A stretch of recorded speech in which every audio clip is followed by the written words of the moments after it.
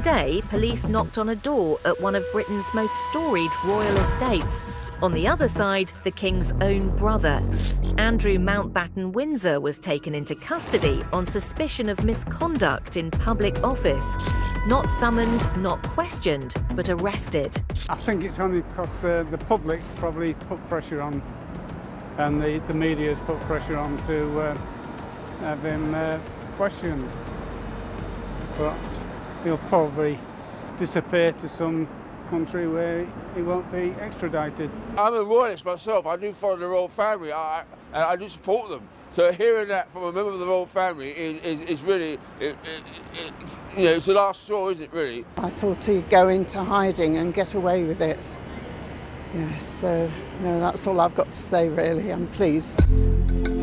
Thames Valley Police described him in their statement as simply a man in his 60s from Norfolk.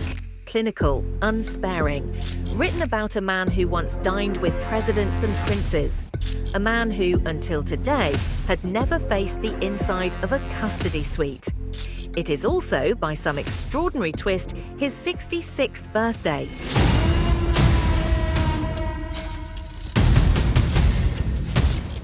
To understand what is happening right now, you need to go back 2 months. In January 2026, millions of files connected to convicted sex offender Jeffrey Epstein were released. Buried inside them, allegations that Andrew, while serving as Britain's trade envoy, had passed confidential government documents directly to Epstein. Secrets shared with a predator. For weeks, Thames Valley Police quietly assessed the complaint. Then this morning, after what they called a thorough assessment, they moved. Unmarked cars, search teams, and an arrest. The kind of morning that changes everything. Andrew has denied wrongdoing at every turn, but denials don't stop handcuffs.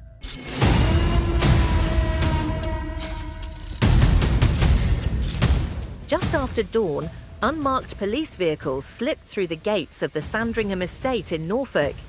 This is where Andrew has lived since being stripped of his royal patronages and public duties. The estate was quiet, but not for long. Meanwhile, searches were on in properties in Berkshire and Norfolk. The Norfolk Constabulary announced it is formally supporting the Thames Valley investigation. Make no mistake, this was coordinated. This was planned. 2 forces, 1 target. By mid-afternoon, Thames Valley Police released a terse official statement. They confirmed the arrest. They declined to name the suspect, standard procedure, but the name was already everywhere. Right now, Andrew is in a police custody suite, a cell with a bed and a toilet, no special treatment and no palace walls. The most extraordinary fall from grace in the history of the modern British monarchy, and it is still unfolding.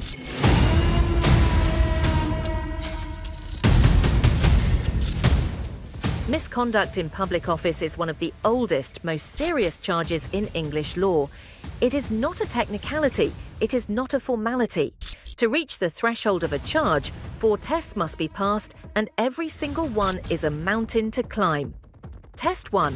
Was he a public officer?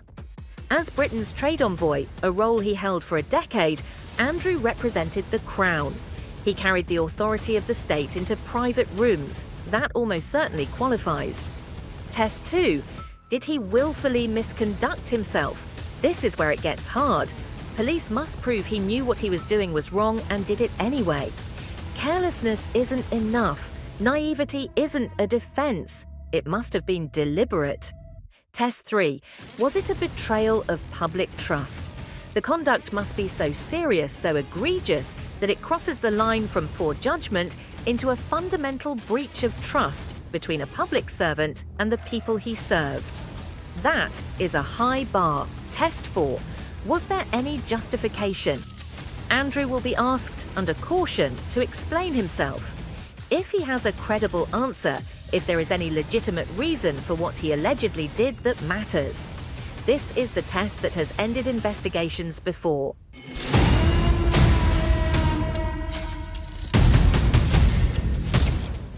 Somewhere in a police station, Andrew Mountbatten-Windsor will sit across from detectives and be asked to account for his actions. Every word he says or refuses to say will matter. This is the moment that defines what comes next. Police can hold him for up to 96 hours. But most suspects are processed within 24. The outcome will be one of three things: charged and facing court, released under investigation with this cloud hanging over him indefinitely, or released without charge. All three remain possible.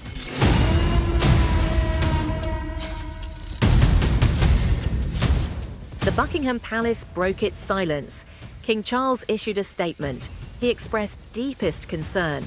He promised cooperation and then, let me state clearly, the law must take its course. He signed it Charles R. Rex, meaning king, the same crown his brother allegedly abused.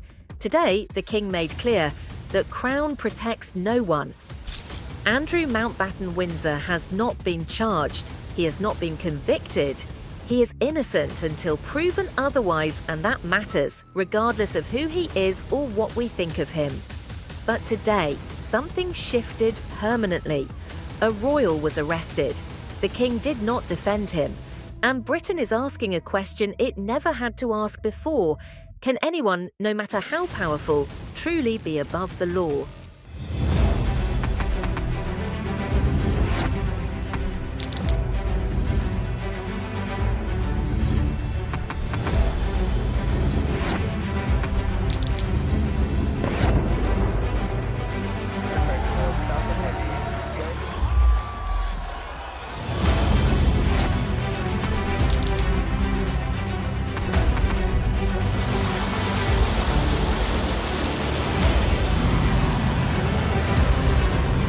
Fighting so long and so hard that they don't know what the they're doing.